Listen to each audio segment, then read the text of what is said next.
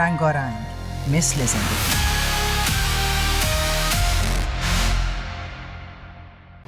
This is the village of Ab Ask. It's so exciting for me. I'm stepping into a village that they say is 1,200 years old. Hello, uncle. How are you? May we go inside? Thank you so much. There's a story that says this village was first called Ashk, coming from Arsaces I of the Parthian Empire. If this story is true, then this place is 1,800 years old. It's a strange and unique village. This village was originally up in the highlands, but because of a landslide, they moved further down. But they have a very unique and special ceremony. I think it's the most fascinating ceremony that could ever be held here. They have a very special ceremony here called Barfchal. What is Barfchal? Every year in the middle of Ordi Behesht, a specific day is set. And on that one day in this entire village, all the women of this village are going to rule here. What does that mean? It means all the women come out and kick the men out of the village. Where do the men go? They go to Polur, where they have a summer pasture. In the old days, there were pits and wells there where they would take snow from the mountains and put it inside those wells. Why? To create water reservoirs for their sheep and cattle to use in the summer. Whenever we want to make a vow, our eyes naturally well up and our mood instantly changes. But something interesting happens here. Practically all the women of this village gather together inside a ceremonial hall, which happens to be very old. There they make a vow of joy. What does that mean? From morning till night, they celebrate together. They clap, play music, sing, have the time of their lives, and make their vows. And then in the end, all the men return to the village at night, and everyone has dinner together. It's such a fascinating thing that for one day in our country, in a unique village like this, women rule. Practically a matriarchy is still alive and well here. It's fascinating. Let's go for now.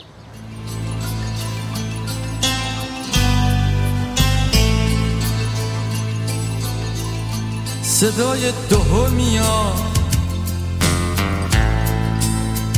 صدای دهل میاد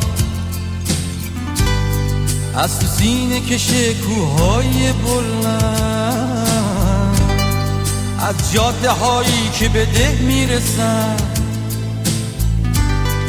از تو سینه کشه To me, travel isn't just about getting from one place to another.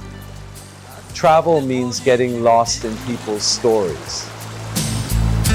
بی صدا از دهل مردی I love getting to know new faces and the diverse souls of my country with every step I take, and understanding my people's world up close. I'm Mehdi Moslemi.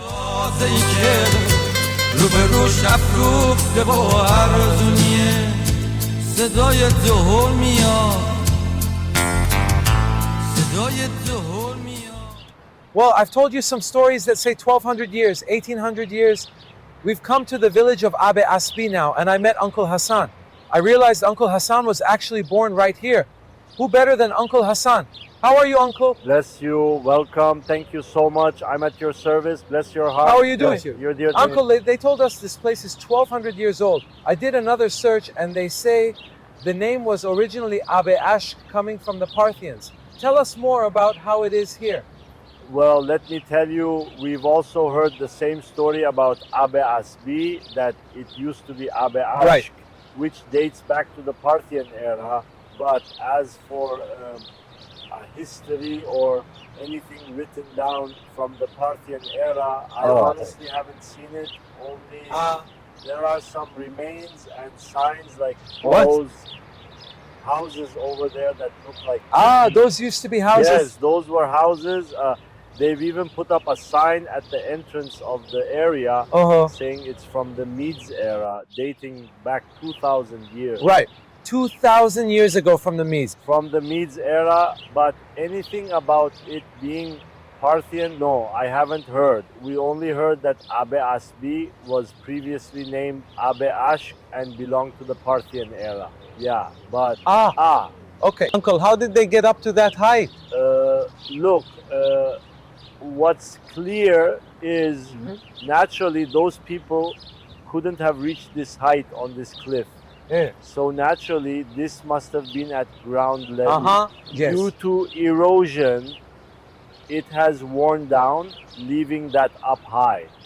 And if you've noticed, this whole area might have been agricultural land.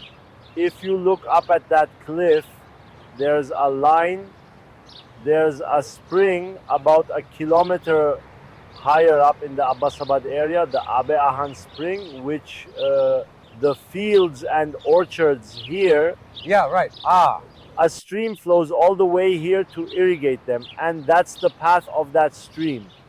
So naturally, this must have reached up to this here. whole place was water then. These were agricultural lands. They used that water to irrigate these fields. So naturally, back then, it wasn't at this height. They were at the same level. Ah, This height that's been created now, it has gone down based on Yes. erosion, and the river has worn it down. That's why it ended up at this height.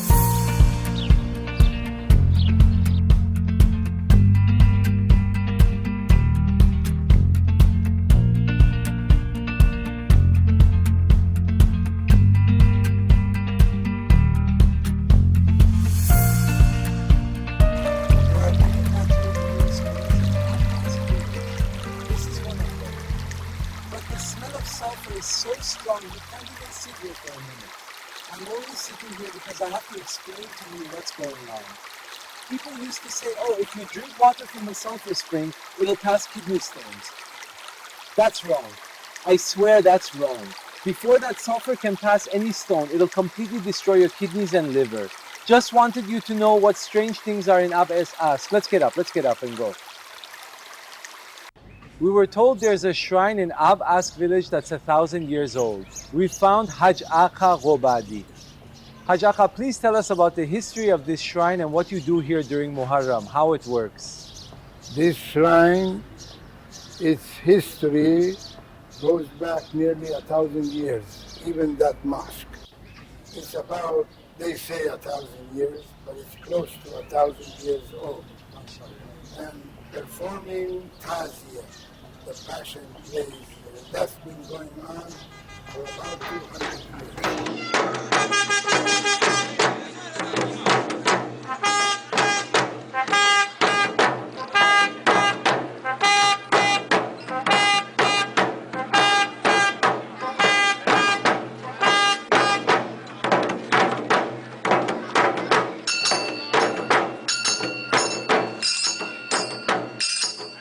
It's been 200 years of Shabi Khani. Now they say that back in the Safavid era, Tazia was established and formed, and they used to form Tazia here in the old days. But the locals themselves, they had a serious mourning ceremony. Now it's been about 200 years since this was registered. 200 years. Yes. They perform a complete Tazia. They do this, meaning completely. Yes. Just like how it is now in Tekiye Daulat. In Tehran, they perform. This program in this neighborhood has a history of about 200 years. Yes. Haj Agha, they were telling us that for the Barfkhal ceremony, it seems that just like we hold Tazia for Muharram in this Tekiya of yours, for the Barfkhal event, it seems the women have a program here and all. Can you tell us about that too? Yes. That one has a history of about 700 years. Barfkhal has a 700-year history. Yes. There was a person named Aka Sayyid Hassan Wali, whose shrine is in our region, this very Larijan, Niak. In our mountain, there is a pasture called Askvash pasture. Yes. We say it in our dialect, we say Askvash in the language. But there it is Askvash. Yes. There it was devoid of water, it had no water. Livestock breeders and grass cutters used to go there. Then the local residents came. They made a plan and brainstormed to go there. They said, sir, let's go dig a pit. Yes. Then when the last snow of spring is falling, let's go put it in the pit and cover it so that tomorrow in the summer season, it'll be useful for the livestock breeders and for them. When they were digging this pit, the well is 9 meters deep, 6 meters wide. Yes. They were digging this pit, and in the middle of the well, they hit rock. They saw a person coming there and going and all. He said, I was from Damghan and I'm coming here, and Sayyid Hassan Wali is my name. Yes. With his blessed staff, he drew a line there and said, dig here, go down 20 meters, you won't hit rock. which they did. Yes. Oh. Later, they realized it was Aqasayat Hassan Valley. He said, sir, on the day you come here to dig the well, I am in the Niak region, your neighbor. That day, lunch is on me. I'll provide it. Now, because of high prices and all, they've cut the lunch and made it bread and cheese. But the local people themselves on that day, Yes. Oh. meaning each household prepares for 100 people. Excellent. Excellent. For 100 people. If you come now, they won't ask where you came from. Yes. You can sit at 7 tables. That day here, they call it Zan Shahi. Yes. All right. We've now come to the pantry section of the same shrine that they say is 1,000 years old. I've come to see my own mother and aunts. I want to ask about Barf Chal. They say that on a day in mid-May, you send all the men away, and then the whole village is yours. You choose a king and a minister and all that. Mother, tell us exactly what you do on the day of Barf Chal. We celebrate here on Barf Chal Day. Some women become brides here, they celebrate and they have bread. The girls have bread, families make eggs, make noodles, make bread. Some take them up, some are here at Barf Chal. They go to the houses and celebrate and eat, and here their celebrations are very important. Mother, men are absolutely not allowed to enter. What happens if one comes? We'll hit them. We'll kick them out. We won't let no. Do you want me to go now? You're our leader. Bless Because you. we said we. So if he comes, he gets a real you stay. Yes. Auntie, tell us how you choose the king and minister and all that among yourself. First, we choose the king. How? The king has been chosen for several years. Oh. We gathered together.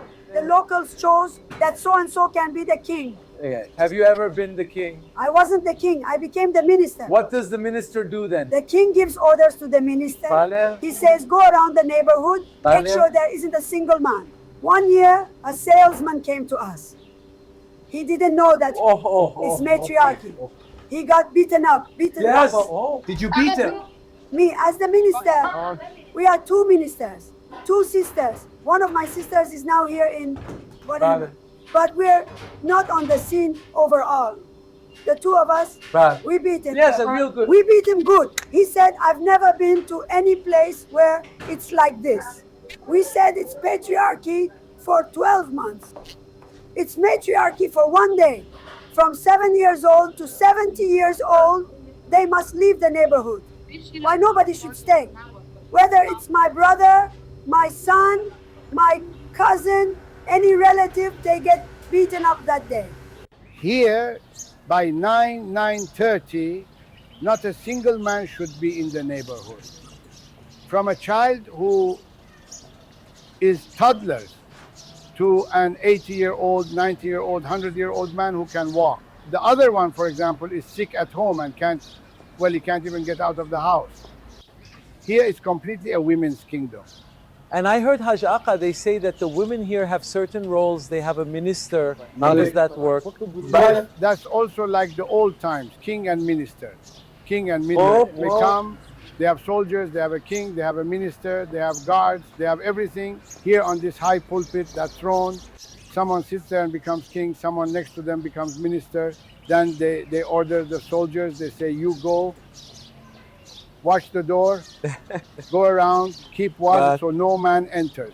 Because on that day, when there is freedom, here's a day for the women. Day for the women. Sometimes you see they're without hijab. Sometimes they take off their headscarves. Because of this, no man has any business being here. The Barf Khal ceremony, or as Haj Aka says, Barf Khal, is the most unique and attractive ceremony. Just imagine, one day in your own town, your own village, your own country, you have a women's kingdom and no man is allowed to be there. I'm all for it. If you won't beat me, let me ask another question. We might beat you, you never know. What will you beat me with? With a stick. Let me ask one question and go. Auntie.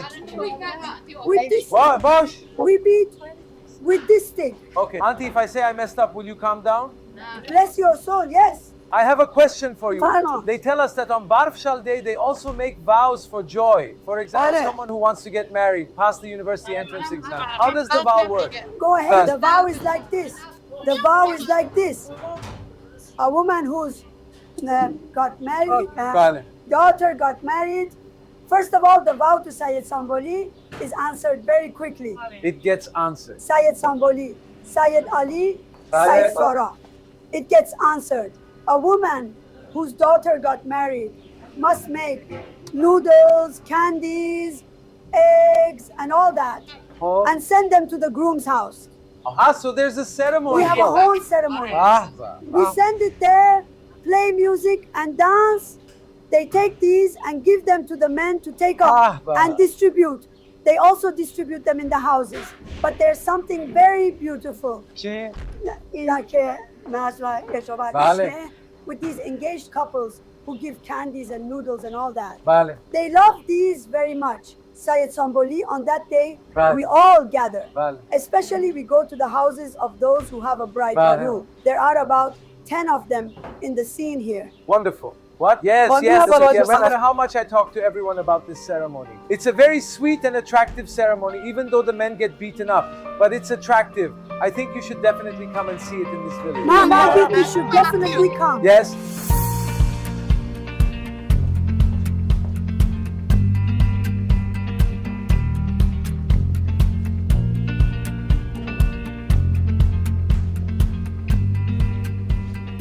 All right, guys, I've just arrived at the kitchen of the tekiye, the one that's 1,000 years old. I should go cook now. What should I do for now? Hajaga, what should I do? Pardon? Pour it in there? Hajaga, what should I do?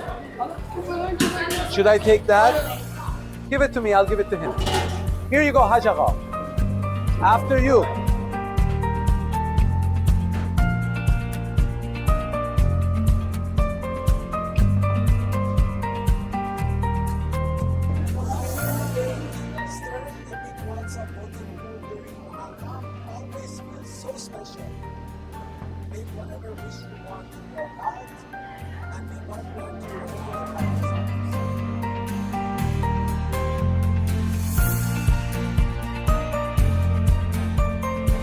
Here we go. It's time to distribute the food now. I was helping out in the kitchen, got my clothes dirty, so I changed. Now it's the people's turn. Here you go. Thanks a lot, man.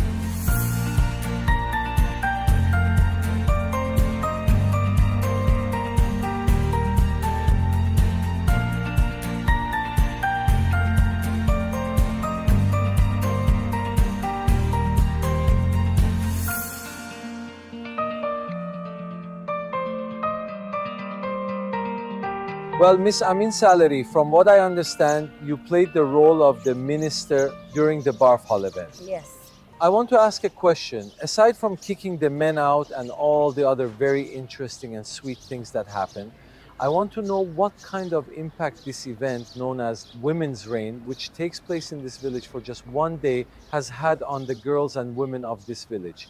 How does it actually affect their pride and their leadership skills?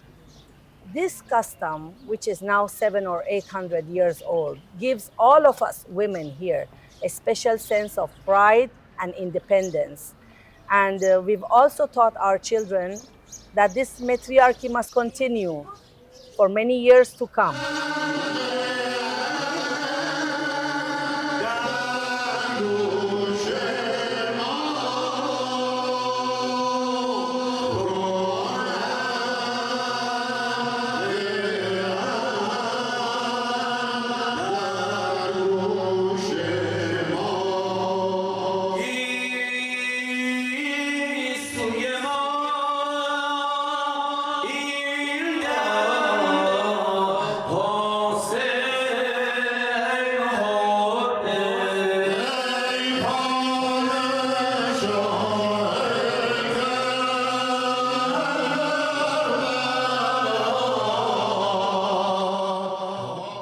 Today I came to the village of Abask. Together we saw the interesting places in this village and we also saw their cool customs like Barfchal. When we arrived here it was the month of Muharram, and during our recording we realized that they still perform the ritual of Shabi Khani or Ta'ziyeh in this village. This ritual has been passed down to us from the Qajar era. I absolutely loved it. A village with history, culture, and top-notch people. I think you should visit here at least once.